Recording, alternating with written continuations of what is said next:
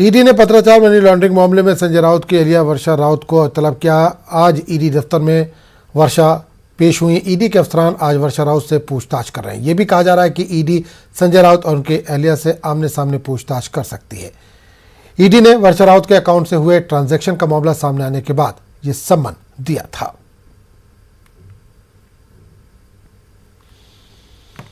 तो ईडी ने पत्राचार मनी लॉन्ड्रिंग मामले में संजय राउत की अहलिया वर्षा राउत को आज तलब किया था और वक्त से पहले वर्षा जो है वो ईडी दफ्तर पहुंच गई थी। तस्वीरों के जरिए आप देख सकते हैं 11 बजे का वक्त दिया था, लेकिन उससे पहले वर्षा वहां पर पहुंच गई थी। ईडी के अफसरान वर्षा राउत से पूछताछ कर रही। ये भी कहा जा रहा है कि ईडी संजय राउत और उनके अहलिया वर्षा को आमने सामने बिठाकर भी पूछताछ कर सकती है। संजय पहले से ही ईडी की कस्टडी में है, उनसे पूछताछ वहाँ लगातार जारी है। अब उनके अहलिया को भी आमने सामने बिठाकर पूछताछ की जा सकती है। ईडी ने वर्षा राउत के अकाउंट से जो ट्रांजैक्शन हुए हैं उस मामले में सम्मन जारी किया था और उसी मामले में आज वर्षा से पूछताछ हो सकती है।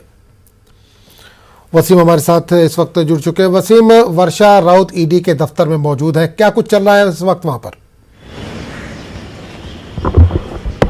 देखिए, करीब 11 बजे ईडी के कार्यालय में वर्षा राउत को बुलाया गया था, लेकिन वो वक्त से पहले पहुंची और इसके बाद वो ईडी कार्यालय में गई। 11 बजे से लगातार उनसे अब भी पूछताछ जारी है। लगभग 2 घंटे से भी ज़्यादा हो चुके हैं, उनके साथ पूछताछ शुरू है। इससे पहले भी उन्हें दिसंबर में ईडी कार्यालय में सम्मन भेज के बुलाया गया था। उस दौरान भी लगभग 4 से 5 घंटा उनके साथ पूछताछ की गई थी, क्योंकि जिस तरह से ईडी ने अपनी पूरी कार्रवाई की शुरुआत की गई है, इसमें वर्षा राउत का क्या रोल है, किस तरह से संजय राउत के परिवार को इस पूरे मामले में बेनिफिट हुआ है, इस बारे में बाकायदा वो जांच करना चाहती थी ईडी। और उनकी यही मंशा थी किसी भी तरीके से ये जो अकाउंट के ट्रांजैक्शंस हुए हैं उसे लेकर संजय राउत और वर्षा राउत को आमने सामने बिठाकर पूछताछ की जाए। इस तरह की एक नीति के तहत यहाँ पे सम्मन भेजा गया था। और जिस तरह से वर्षा राउत के अकाउंट में पैसे ट्रांसफ़र किए गए हैं और जिस तरह से प्रवीण राउत जो उनकी पत्नी माधुरी राउत, दोनों माधुरी राउत का और वर्षा राउत का जिस तरह से पार्टनरशिप रहा है, उस पार्टनरशिप में किस तरह से उन्हें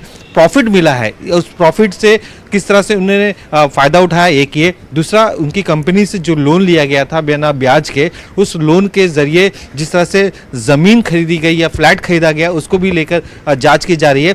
जिस तरह से प्रवीण राउत इस पूरे मामले में पहले ही ईडी के रडार पे कस्टडी में है, उन्होंने बाकायदा इस बात पे जो जांच चल रही है ईडी की, और इसमें ये बताया जा रहा है कि जो पतरा वाला चाल घोटाला जो सामने आया है, जिसमें मुख्य आरोपी के तौर पर संजय राउत को ईडी के अधिकारियों ने कोर्ट में पेश किया है, उनका साफ तौर पर यह कहना था कि सबसे ज़्यादा बेनिफिशियरी अगर किसी को मिला है तो वो है संजय राउत परिवार को। एक 100 करोड़ के करीब इन्हें प्रॉफिट दिया गया है। उसके जो ट्रांजैक्शंस है, उस ट्रांजैक्शंस को लेकर भी कई तरह की पूछताछ जरूरी थी। यही वजह थी कि उन्हें ईडी से कस्टडी दी गई और 8 तारीख को उनको फिर से सुनवाई होने वाली है। ऐसे में एक अहम कड़ी के तौर पे वर्षा राउत को गिना जा रहा है, क्योंकि दोनों के अकाउंट के ट्रांजैक्शन साफ तौर पे दिखाई दे रहे हैं। वसीम, एक सवाल ये भी खबर लगातार सुबह से चल रही है कि संजय राउत और वर्षा को आमने सामने बिठाकर भी आज ईडी पूछताछ कर सकती है। संजय राउत पहले से ही ईडी की कस्टडी में, तो क्या इस तरह की भी कुछ खबरें हैं कि दोनों को आमने सामने बिठाकर भी पूछताछ हो सकती है? जी जरूर, दोनों को एक साथ बिठाकर पूछताछ हो सकती है। इसकी एक वजह यह है कि जो अकाउंट में जो पैसे ट्रांसफ़र किए गए थे, उनमें से आधे पैसे संजय राउत के अकाउंट में ट्रांसफ़र किए गए हैं और दूसरे वर्षा राउत के अकाउंट में ट्रांसफ़र किए गए। तो ये जो अमाउंट है, जो वर्षा राउत ने जिस अकाउंट में ट्रांसफ़र किया गया था, उस अमाउंट से उन्होंने दादर में एक फ्लैट खरीदा था, उसकी भी जाँच की जा रही है कि ये पैसे उन्हें क्या, जो कि उनका दावा रहा है अक्सर उन परिवार का कि ये कर्ज के तौर पर लिया गया था और वक्त आने पर जिस तरह से उन्होंने मुद्दत दी थी उसी के आधार पे पैसे वापस भी किए गए। लेकिन ये अमाउंट जिस तरह से बड़ा अमाउंट है, 100 करोड़ का जो मामला सामने आ रहा है, उसे लेकर भी सारी चीज़ें खुलासा करना चाहती है ईडी की तरफ से। और जिस तरह से एक परिवार को बेनिफिट इतना ज़्यादा कैसे मिला है, इसकी जांच ईडी की तरफ से की जा रही। तो दोनों को आमने सामने बिठाकर इस बात पर जोर दिया जाएगा कि किस तरह से उनके अकाउंट में पैसा आया, माधुरी राउत के साथ किस तरह से वर्षा राउत के पार्टनरशिप है, इनकी क्या किस तरह से कड़ियाँ हैं, इसमें संजय राउत की किस तरह की भूमिका रही है दोनों के पार्टनरशिप में। तो इस पूरे मुद्दों को लेकर ईडी की तरफ से जांच की जा रही है और इस मुद्दे के आधार पर लगातार 2 घंटे से भी ज्यादा का वक्त अब बीत चुका है। चलिए, बिल्कुल वर्षा राउत के साथ लगातार ईडी के अधिकारियों की पूछताछ जारी है। चलिए वसीम, बहुत बहुत शुक्रिया, नजर बनाए रखिए, आपके बाद दोबारा लौटेंगे। फिलहाल इस तमाम जानकारी के लिए बहुत बहुत शुक्रिया वसीम। आगे बढ़ेंगे। मुल्क के नायब सदर जमहूरिया के ओहदे के लिए आज इंतखाबात हो रहे हैं। वज़ीर-ए-आज़म मोदी, साबिक़ वज़ीर-ए-आज़म डॉक्टर मनमोहन सिंह समेत कई मरकजी वज़रा और मुख्तलिफ पार्टियों के मेंबरान पार्लियामेंट ने नायब सदर के इंतखाब के लिए वोट डाला। वोटिंग सुबह 10 बजे शुरू हुई, जो शाम 5 बजे तक जारी रहेगी। इंतखाबात के नताज का ऐलान भी शाम तक कर दिया जाएगा। नए नायब सदर 11 अगस्त को हलफ लेंगे। बीजेपी के रुकने पार्लियामेंट और साबिक क्रिकेटर गौतम गंभीर ने न्यूज 18 से खास बातचीत करते हुए कहा कि तिरंगा यात्रा के जरिए हम घर घर तिरंगे के पैगाम को पहुंचाने के लिए काम कर रहे हैं। बात करने के लिए मौजूद है बीजेपी सांसद गौतम गंभीर। गौतम जी, जिस तरीके से तिरंगा यात्रा, तिरंगा रैली लगातार निकाली जा रही है, आज बाइक रैली निकाली जा रही है, क्या कहना चाहेंगे? देखिए, मैं ये कहना चाहूँगा कि जितने भी लोगों ने यहाँ पर बाइक रैली निकाली है, मैं उन सभी को एक ही मैसेज है कि जब ये बाइक रैली खत्म हो तो इस तिरंगे का सम्मान करिए। ये तिरंगा अपने घर पे लेके जाइए, रोड पे मत लेके जाइए। इस तिरंगे के लिए लोगों ने अपनी जान दी है। इस तिरंगे का सम्मान करना हम सबका अधिकार है और हम सबका ये बनता भी है कि हम इस तिरंगे का सम्मान करें। लेकिन ये एक बहुत अच्छा इनिशिएटिव है, इससे नेशनलिज्म जागरूक होता है और मुझे पूरा विश्वास है कि जो तिरंगा रैली है, बाइक रैली है, ये बहुत ज़्यादा सक्सेसफुल होगी। कॉमनवेल्थ में जिस तरीके से लगातार हमारे खिलाड़ी गोल्ड लेकर आ रहे हैं, उनके लिए क्या कहना चाहेंगे? देखिए, ये कहना चाहूँगा, सबको कंग्रेचुलेट करना चाहूँगा और मेरे को पूरा विश्वास है कि आगे आने वाली गेम्स में, चाहे वो एशियन गेम्स हो, ओलंपिक्स में हो, यहाँ से उनका मनोबल बढ़ेगा और आगे जाके ये एशियन गेम्स में भी और ओलंपिक्स में भी मेडल जीतेंगे देश के लिए। आखिरी सवाल है गौतम की, तिरंगा रैली को लेकर अपोजिशन जिस तरीके की बातें कर रहा है कि बांटने का काम कर रहे हैं, लगातार आरोप लगाए जा रहे हैं बीजेपी पर। देखिए, ये बहुत बेकार चीज़ है। तिरंगा हम सबकी जान है, हम सबकी शान है, हम सबका स्वाभिमान है। तो तिरंगे के ऊपर राजनीति करने का कोई फायदा नहीं है, तिरंगे के ऊपर राजनीति होनी भी नहीं चाहिए। तो इसलिए मुझे विश्वास है कि ऑपोजिशन को किसी ना किसी चीज़ पे तो यूनाइट होना बहुत ज़रूरी है। 75वां साल है हमारे देश की आज़ादी का, तो इस सबको मिलके बनाइए और अगर प्रधानमंत्री जी ने इतना अच्छा इनिशिएटिव लिया है तो इसको सब सपोर्ट करें, इतना ही कहना चाहूँगा। तो आपने देखा, ये थे हमारे साथ बात करने के लिए बीजेपी सांसद गौतम गंभीर, जिनका कहना है कि तिरंगा हमारी शान है और विपक्ष कम से कम तिरंगे को लेकर राजनीति ना करे। कैमरा पर्सन कार्तिक के साथ रचना, न्यूज 18 दिल्ली। दिल्ली के नए वज़ीर आला मनीष सिसोदिया ने प्रेस कॉन्फ्रेंस की। उन्होंने कहा कि दिल्ली हुकूमत की नई शराब पॉलिसी को लेफ्टिनेंट गवर्नर की मंजूरी के बाद ही नाफिज किया गया था। नई एक्साइज पॉलिसी में एक प्रिंसिपल रखा गया और बहुत हाईलाइट करके रखा गया कि इक्विटेबल डिस्ट्रीब्यूशन ऑफ शॉप्स रहेगा। दुकानें नहीं बढ़ेंगी लेकिन इक्विटेबल डिस्ट्रीब्यूशन रहेगा। लगभग बराबरी से बांटा जाएगा पूरी दिल्ली में, ताकि कहीं हुज ट्रेजेडी ना हो, ताकि कहीं कोई गड़बड़ी ना हो। तो ये एक पॉलिसी का इम्पॉर्टेंट प्रोविज़न था। मई 2021 में ये पॉलिसी पास करके, कैबिनेट से पास करके एलजी साहब के पास मंजूरी के लिए भेजी गई। इस पॉलिसी को मंजूरी देने से पहले एलजी साहब ने पूरी पॉलिसी को बहुत ध्यान से पढ़ा और उसमें कई महत्वपूर्ण और बड़े बड़े सजेशन दिए कि इसमें ये परिवर्तन कर दो, ये परिवर्तन कर दो, इस तरह का बदलाव करो। एलजी साहब के सारे सजेशंस को स्वीकार करके कैबिनेट ने फिर से जून में नई पॉलिसी एलजी साहब के पास भेजी और इस तरह से फिर उसको एलजी साहब ने मंजूरी दी। तो एलजी साहब के पास 2 बार जाके बहुत ध्यान से पढ़ के उन्होंने इस पॉलिसी को पास किया था। नवंबर के पहले हफ्ते में एलजी साहब के पास प्रस्ताव भेजे गए। 17 नवंबर से दुकानें खुलनी थीं, इंक्लूडिंग अनऑथराइज एरियाज। तो एलजी साहब ने उस समय 15 नवंबर को, यानी ठीक 2 दिन पहले, एक नई शर्त लगा दी कि अनऑथराइज एरिया में दुकानें खोलने के लिए डीडीए और एमसीडी की मंजूरी ले ली जाए। अचानक एलजी साहब ने अपना स्टैंड चेंज किया और इस स्टैंड चेंज होने की वजह से दिल्ली में अनऑथराइज एरियाज में दुकानें नहीं खुल पाईं। पुरानी पॉलिसी के तहत जहां पे दुकानें खुल रही थी वहां भी नहीं खुल पाईं और उसका नुकसान ये हुआ कि जो नए लाइसेंसीज थे वो कोर्ट में गए और कोर्ट ने ऑर्डर किए कि इनसे जो अनऑथराइज वार्ड्स हैं उनका लाइसेंस फीस न ली जाए, उनको रिबेट दी जाए, उसमें उनको रिलैक्स किया जाए लाइसेंस फीस प्रोरेटा बेस पे, और इसकी वजह से सरकार को हजारों करोड़ रुपए का नुकसान हुआ। जम्मू कश्मीर वक्फ बोर्ड की चेयरपर्सन बनने के बाद रक्षा इंदिराबी कल देर रात पुंछ के पहले दौरे पर पहुंची। आज सुबह उन्होंने शहर के डाक बंगले में मुस्लिम तंजीमों और उलमा इकराम के वफ़द से मुलाकात की, जिसमें वक्फ समेत मुख्तलिफ मसाइल पर तबादला ख्याल किया गया। मीटिंग में वक्फ इमलाक के तहफ़्फ़ुज़ और तरक्की का मुतालबा किया गया। इस मौके पर रक्षा इंदिराबी ने कहा कि पुंछ में वक्फ इमलाक में बहुत बड़े घपले हुए हैं जिनका तफ्तीश की जा रही है। इन्होंने कहा कि वक्फ जायदाद किसी की ज़ाती मिल्कियत नहीं है, वो जायदाद वक्फ की है और हम इस जायदाद को नौजवानों की तरक्की के लिए इस्तेमाल करेंगे। हम इस पर शॉपिंग कॉम्प्लेक्स बनाएंगे और इस तरह से न सिर्फ कम्युनिटी बल्कि तमाम नौजवानों को फ़ायदा होगा। हाँ, वो अपना रोज़गार कमा सकेंगे। कि वक्फ बोर्ड का चार्ज संभालते ही आज ये मेरा पहला दौरा है राजौरी पुंछ का, और यहाँ पे हम देखेंगे कि वक्फ की डेवलपमेंट में क्या कर सकते हैं, क्योंकि यहाँ पे बहुत सारे नौजवान ऐसे भी हैं जिनके पास कोई रोजगार नहीं है। पुंछ में कोई भी नौजवान बेरोजगार है, वो किसी भी मिल्लत से है, कोई भी मजहब से है, हमें उससे ये लोगों ने दिमाग में पाल के रखा है कि वक्फ की जो जमीन है या वक्फ वाले हैं, इसमें कोई मजहब की जब हम काम करना या जब हम चाहेंगे कि इस पे शॉपिंग कॉम्प्लेक्स बनाए, उसमें हम रोजगार हर एक को दे सकते हैं, बशर्ते कि ये कि जो जमीनों पे जिसने भी कब्जे किए हैं उनको ये छोड़ना पड़ेगा, उनको हमें बाकायदा जहाँ जहाँ मैंने सुना है कि पुंछ में दुकानें हैं काफी जिनकी वो रेंट ही नहीं दे रहे, 5 रुपए से 500 हमें दे रहे हैं, जबकि वो मेन मार्केट में है। जिनके साथ हमारा लीज खत्म हो गया, रेंट डीड खत्म हो गया, उनको वो दुकानें या छोड़नी पड़ेंगी या आज के डेट के मुताबिक उनको रेंट देना पड़ेगा, क्योंकि ये किसी का आसासा नहीं है।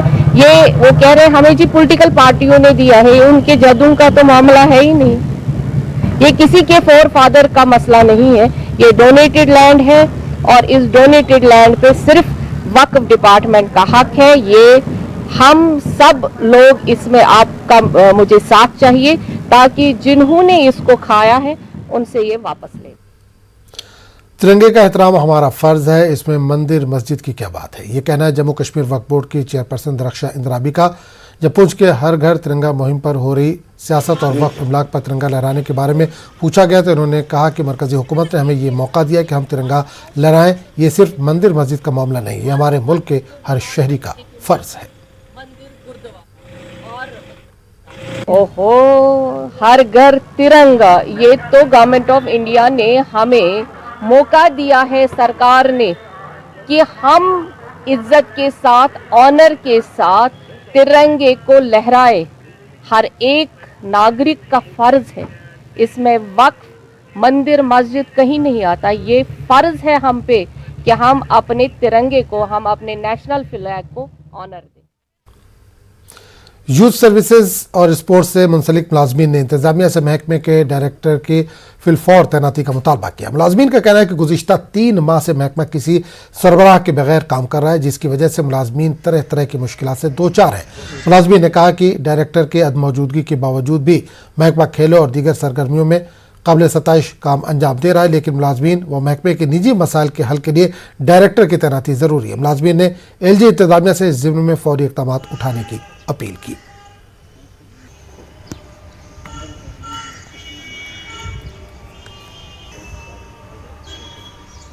बड़े अफसोस की ही बात है कि अभी भी हमारा डिपार्टमेंट डायरेक्टर के बगैर अभी भी वो चेयर खाली है। खासकर साइनिंग अथॉरिटीज़ में, खासकर हमारे प्रमोशन DPCs या अभी ZUPOs का लिस्ट आया था, उनकी एडजस्टमेंट पेंडिंग है। तो हर किसी को GP फंड की ज़रूरत इस वक्त पर पड़ती है जब उसके घर में कोई मुश्किलात होते हैं या उसको शादी ब्याह के मौके पर इन चीज़ों की ज़रूरत पड़े या मकानात की ज़रूरत है। क्या हज़ारों तक के केसेस हमारे ऑफिस में पड़े हुए जिनकी अथॉरिटी कोई नहीं, किसी के पास है नहीं जो उनको सैंक्शन करे। से खासकर कमिश्नर साहब को, LG साहब को ये रिक्वेस्ट करना चाहते हैं कि जितनी भी जल्दी हो सके हमारे डिपार्टमेंट में डायरेक्टर जो हमारा होना चाहिए उसकी तैनाती यकीनी और जितनी जल्दी हो सके वो हो जाए।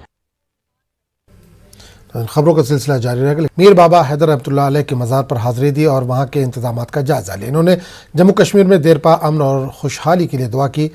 मीर बाबा हैदर रहमतुल्लाह अलैह का उर्स हर साल अगस्त के महीने में मनाया जाता है, जिसमें जम्मू कश्मीर के कोने कोने से अक़ीदतमंदों की बड़ी तादाद शिरकत करती है।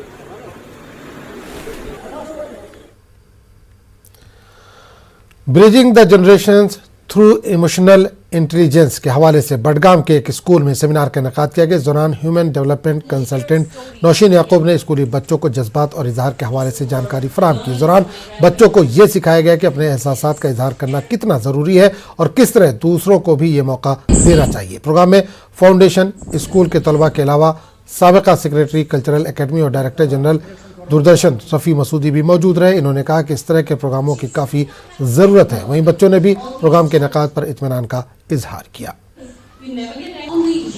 हमें बहुत फ़ायदा मिला. We were taught how to express yourself, and it's more important that you respond to. If you're being passed with judgments, you have to respond, not only react. In some situations, it's important that you respond because you have your own self-respect. You have to speak out for yourself. We learned a lot of new things. We learned to express ourselves. It's better to respond rather than react. Reactions are something that we give, but then we mostly regret them later. So it's better कि अगर हम respond करें rather than giving reactions. लेकिन मैं आपका शुक्रिया अदा करता हूँ, आपकी चैनल का भी, आपके जितने भी मोहतमिम हैं, मुंतज़िम हैं वहाँ हैदराबाद में, उनका भी शुक्रिया अदा करता हूँ, क्योंकि आप हर ओकेजन में बच्चों के साथ रहते हैं, स्कूल के साथ रहते हैं. हमारे यहाँ जो है कि इमोशंस बहुत होती हैं, फीलिंग्स बहुत होती हैं, लेकिन क्या होता है कि उनका एक्सप्रेशन जो होती है फीलिंग्स का, वो बहुत इम्पोर्टेंट होता है. इस तरह के प्रोग्राम्स में आपको एक अपॉर्चुनिटी मिल जाती है कि इन बच्चे या इनके दिमाग में, इनके दिल में क्या चीज़ है. टीन्स या बच्चे और जो एडल्ट्स हैं, दोनों को हमने शामिल किया एक्टिविटीज़ में. तो इमोशनल इंटेलिजेंस सिर्फ बच्चों के लिए नहीं है, ये एडल्ट्स के लिए भी है. एडल्ट्स के लिए बल्कि मैं कहूँगी बहुत इम्पॉर्टेंट है, क्योंकि वो जहाँ पे काम कर रहे हैं, जो उनकी रिलेशनशिप्स हैं, चाहे बिजनेस है या वो कॉर्पोरेट्स में काम करते हैं, स्कूल्स में काम करते हैं एज टीचर्स, उनके लिए खुद को समझना और दूसरों को समझना बहुत बहुत ज़रूरी है. तभी जाके माशरे में कोई चेंज आ सकती है, उनके खुद के माइंडसेट में कोई चेंज आ सकती है. हिंदुस्तानी फौज खित्ते के मुकामी लोगों के लिए रोजगार के मौके पैदा करने पर तवज्जो मरकूज करते हुए मुसलसल प्रोग्राम चला रही है. इसी के तहत शहद की मक्खियाँ पालना और शहद मिशन को फ़रोग देने के लिए ऑपरेशन सद्भावना के तहत हिंदुस्तानी फौज के जरिए शहद की मक्खियों के पालने के एक प्रोजेक्ट का किश्तवाड़ के ध्रुवशाला में इफ्तिताह किया गया. इस मंसूबे का मकसद शहद की मक्खियाँ पालने को फ़रोग देना और इलाके के नौजवानों को खुद कफील बनाना था. नोवल ट्रेनिंग प्रोग्राम में पायलट प्रोजेक्ट है, जिसमें ध्रुवशाला के दूर दराज इलाकों से ताल्लुक़ रखने वाले दर्जनों मुकामी लोगों को इस प्रोजेक्ट के लिए मुंतखब किया. वादी चिनाब को शहद की मक्खियों की परवरिश, आला मियार के शहद की पैदावार के लिए मौजू मुकाम समझा जाता है. साहब ने बोला था इसके लिए हम टीका ये सीखने के लिए सीख रहे हैं. हम ऐसे भी हमें जानकारी है, कुछ देशियों को बहुत जानकारी है हमें, मगर इसकी नहीं थी. अब सुनील जी से सीख लेंगे हम ये क्या है. इसके लिए हमारा थोड़ा कारोबार भी बढ़ जाएगा. सारा कुछ बेटियाँ बढ़ाने चढ़ाने सीखेंगे हम सारा कुछ इससे. हमें अच्छा लगा है कि हमें बहुत खुशी हुई है कि जो आपने हमें ये सीखने के लिए हमें मौका दिया है. तो हम बहुत आपका शुक्रिया करते हैं और हमें सीखने के लिए आपने यहाँ बुलाया है. तुलेल के डीडीसी मेंबर एजाज राजा ने CHC गुरेज का दौरा किया. इस मौके पर इन्होंने मरीजों को फराहम की जा रही तिब्बी खिदमात का जायजा लिया. एजाज राजा ने सरहदी इलाकों में काम कर रहे डॉक्टरों और दीगर नीम तिब्बी अमले के लिए ट्रांसफर पॉलिसी और दीगर मुराद देने का मुतालबा किया. यहाँ पे जो सबसे बड़ी सितम ज़रीफ़ी है कि यहाँ पे एक डॉक्टर को या किसी भी दूसरे मुलाजिम को यहाँ पे पोस्टिंग करने के बाद दोबारा यहाँ से उठाना भूल जाते हैं, मतलब उसकी ट्रांसफ़र करना भूल जाते हैं. तो इस वजह से जो ये डिपार्टमेंट सारे सफ़र कर रहे हैं, जो हेल्थ डिपार्टमेंट वो ज़्यादा सफ़र कर रहा है, क्योंकि कोई भी डॉक्टर वहाँ से यहाँ आने के लिए तैयार नहीं है, क्योंकि गवर्नमेंट के पास कोई उनके लिए वाज़ा पॉलिसी नहीं है. और दूसरा हमने कहा था कि जो बॉर्डर एरियाज़ है, दूसरे हमारे लद्दाख में ये चलता है या दूसरे फार फ्लंग एरियाज में चलता है, कि उनकी सैलरी जो है उनमें थोड़ा इन्वेस करके उसको बढ़ाकर यहाँ पे एक अलाउंस, यहाँ बॉर्डर अलाउंस की तरह यहाँ पे उनको दिया जाए. उनको बहुत सारी मुश्किलात का सामना करना पड़ता है, क्योंकि छोटे से छोटे ट्रीटमेंट के लिए उनको श्रीनगर और बाकी जगहों के लिए पहुंचना पड़ता है. और जिसमें सबसे मेन है कि हमारा हेलीकॉप्टर सर्विस जो है उस पर भरोसा होता नहीं है. कभी कभार क्या है, मौसम भी ख़राब रहता है. तो इसके बाद भी जो अभी तक हेल्थ डिपार्टमेंट की तरफ से जिनके ऑर्डर्स निकले हुए हैं गुरेज सेक्टर के लिए, पोस्ट के लिए, कि वो वहाँ पे जाके ज्वाइन करें, लेकिन वो डॉक्टर्स भी अभी तक अपने स्टेशंस पे नहीं पहुँचे. और हमारी आला हुकाम से यही अपील है कि विंटर आने से पहले कम से कम हॉस्पिटल का स्टाफ पूरा किया जाए, ताकि लोकल लोग सफ़र ना करें विंटर्स में. और हेल्थ कठुआ में बारिशों के सबब शहर के कई इलाकों में पानी भर गया, जिसकी वजह से स्कूल और कॉलेज जाने वाले तलबा को दिक्कतों का सामना है.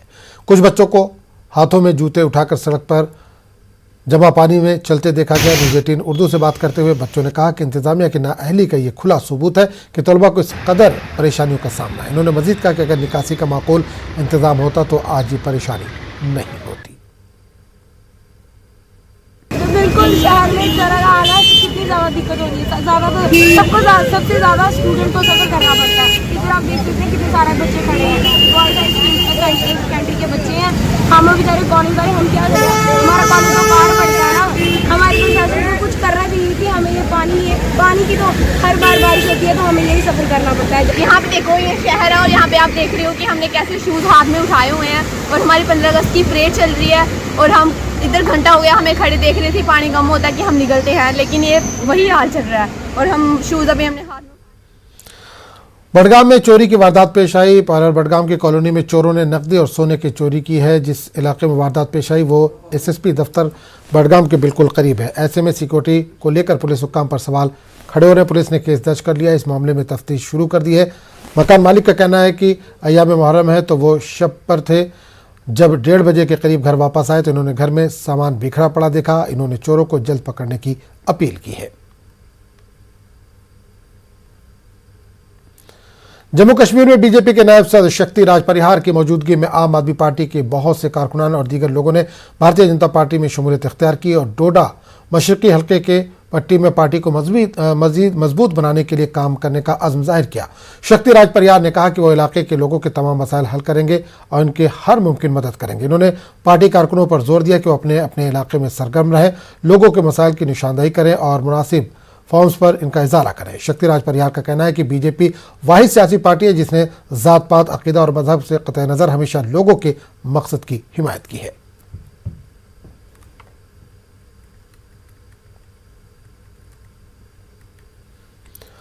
पांपोर पुलिस ने एक मुहिम के तहत बाइक चलाने वाले उन अफराद के खिलाफ कानूनी कार्रवाई शुरू की है जो हेलमेट के बगैर मोटरसाइकिल चला रहे हैं। अभी तक दर्जनों अफराद के खिलाफ कार्रवाई की गई है।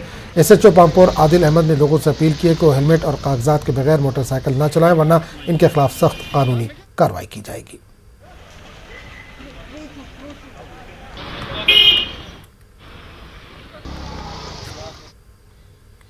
राजधानी भोपाल के तारीखी इकबाल मैदान का नाम बदलने के बीजेपी लीडर के मुतालबे पर एमपी में सियासी घमासान शुरू हो गया। बीजेपी लीडर के जरिए इकबाल को पाकिस्तान परस्त और दो कौमी नजरिए का खालिक करार देते हुए जहां इकबाल मैदान का नाम बदलकर किसी मुजाहिद आज़ादी के नाम पर रखने के लिए सीएम को खत लिखा गया, वहीं मध्य प्रदेश के मुस्लिम और उर्दू अंजुमनों ने बीजेपी लीडर के बयान को मनफी सोच को बदलने का मशवरा दिया। इस मौके पर नुमाइंदे मेहताब आलम ने इकबाल मैदान का नाम बदलने के मामले पर मुख्तलिफ नजरियात के लोगों से खास बातचीत की। सारे जहाँ से अच्छा हिंदुस्तान हमारा के खालिक अल्लामा इकबाल के नाम पर भोपाल में इकबाल मैदान है, लेकिन अब इसका नाम बदलने की बातें होने लगी है। बीजेपी के एक लीडर ने इस मामले को लेकर सीएम शिवराज को खत लिखा है कि क्यों ना इसका नाम बदलकर किसी मुजाहिद आज़ादी के नाम पर रखा जाए। हमारे साथ इस पर बातचीत करने के लिए आरएसएस की विचारधारा से जुड़े भी लोग हैं, मुस्लिम तंजीमों के लोग भी हैं, सहाफ़ी भी हैं। आइए उनसे जानते हैं। इकबाल मैदान का नाम बदलने की बात हो रही है, आप क्या कहेंगे? बिस्मिल्लाहिर्रहमानिर्रहीम। बहुत ही गलत विचारधारा के लोग हैं जो इकबाल मैदान का नाम बदल रहे हैं। याद उनकी कुर्बानियों को याद नहीं कर रहे। ये 15 अगस्त आने वाला है, जंग आज़ादी में जो मुजाहिदीन ने कुर्बानियाँ दी। अल्लामा इकबाल एक इतना बड़ा नाम, एक कितना बड़ा शायर जो हिंदुस्तान का तारुफ पूरी दुनिया के अंदर कराने वाले, अपनी कलम का लोहा मनवाने वाले, अपनी शायरी को मनवाने वाले ऐसे शख्स का नाम बदल रहे हैं, तो ये बड़ी अफसोस की बात है। अल्लामा इकबाल तो ऐसे शायर थे कि जिन्होंने लिखा है कि है राम के वजूद पे हिंदुस्तान को नाज, है राम के वजूद पे हिंदुस्तान को नाज, अहले नज़र समझते हैं इसको इमाम हिंद। तो ये इस विचारधारा के इंसान को आप क्या कहेंगे? तो इनमें कोई ऐसी फ़िरका परस्ती ऐसी कोई चीज़ इनमें नज़र आती नहीं है। और एक साहित्यकार है, साहित्यकार सबका होता है। अच्छा, फिर भारत में जहाँ पर जो है राम राज की बात चल रही है, राम को लेकर इतने काम हो रहे हैं और जो शायर जो है बात कह रहा है कि है राम के वजूद पे हिंदुस्तान को नाज, जैसा कि जावेद साहब ने कहा, आप जो है किसके बारे में क्या कहना चाहें? ये कहा जाता है कि आप जिस विचारधारा से जुड़े हुए हैं वो लोग इकबाल को पसंद नहीं करते। नहीं, ऐसा नहीं कि इकबाल को पसंद नहीं करते। एक ऐसा व्यक्ति जिसने अखंड भारत को विखंडित करने के षड्यंत्र में शामिल हो और उसने पाकिस्तान को अलग करने की पैरवी की हो, और वो मात्र 4 बार भोपाल में अल्प समय के लिए यहाँ पर आते हैं। उनके नाम एक राजनीतिक दृष्टिकोण को देखते हुए 1984 में उनके नाम से खन्ने वाले मैदान को बदलकर इकबाल मैदान रख दिया जाता है। यदि इस नाम को परिवर्तित किया जाता है और भोपाल के किसी स्वतंत्र संग्राम सेनानी के नाम से अगर इस मैदान का नाम रखा जाता है तो इसके अंदर कोई गलत बात नहीं है। है कि जितने भी लोग बैठे हैं यहाँ पे तमाम लोगों के अपने अपने नज़रिए हैं। कुछ लोग ये चाहते हैं कि इकबाल के नाम से जो भोपाल में इकबाल मैदान का नाम है वो कायम रहना चाहिए और इकबाल की जो शायरी उनकी जो अजमत है उसको बरकरार रखना चाहिए। वहीं पर दूसरे नज़रिए के जो लोग हैं उनका मानना है कि इकबाल जो है टू नेशन थ्योरी के जनक थे और ऐसे शख्स के नाम पर भोपाल में कोई ग्राउंड नहीं होना चाहिए बल्कि किसी और मुजाहिदीन आज़ादी के नाम पर होना चाहिए। कैमरामैन किलान सिंह के साथ महताब आलम, न्यूज़ 18 उर्दू, भोपाल। इस बुलेटिन में फिलहाल इतना ही। आदाब। इस न्यूज हेडलाइंस के प्रायोजक पेट सफा